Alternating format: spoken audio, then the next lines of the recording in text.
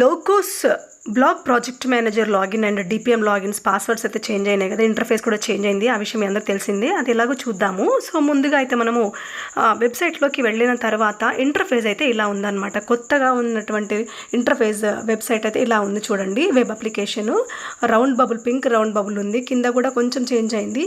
So మనకి restart అవుతుంది. ఆ తర్వాత మనకి ఇలా వచ్చిన తర్వాత మీ మొబైల్ నెంబర్ ఏదైతే ఇచ్చినారో ఆ మొబైల్ నెంబర్కి అయితే ఈ పాస్వర్డ్ వచ్చిందనమాట. ఇట్లా మీకు టెక్స్ట్ మెసేజ్ వచ్చింది, టెక్స్ట్ ద్వారా మెసేజ్ వచ్చింది. దాన్ని మీరు కాపీ చేసుకుంటారు, రాసుకుంటారు, ఏం చేస్తారో అది ఇచ్చేసి యూజర్ నేమ్ పాస్వర్డ్ ఇది ఈ పాస్వర్డ్ ఇచ్చిన తర్వాత మీకైతే ఇంటర్ఫేస్ అయితే ఓపెన్ అయిపోతుంది.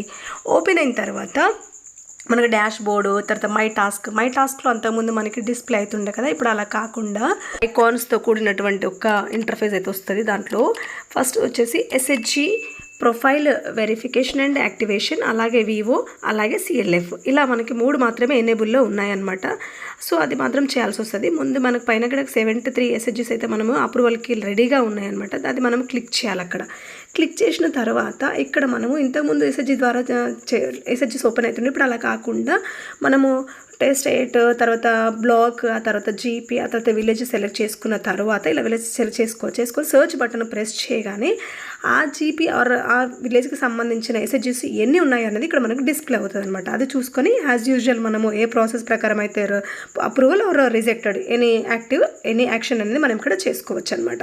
సో దట్ అలాగే మీకు రిపోర్ట్స్లో కూడా ప్రొఫైల్ మానిటరింగ్ రిపోర్ట్ అనేది మీరు ఇక్కడ క్లిక్ చేసుకొని ఆ రిపోర్ట్ మనం షేర్ చేసుకోవచ్చు అనమాట. సో ఈ వీడియో నచ్చితే లైక్ చేసి షేర్ చేయండి, తప్పకుండా సబ్స్క్రైబ్ చేసుకోండి. Thank you for watching. See you in next video. ఇలాగే మంచి కంటెంట్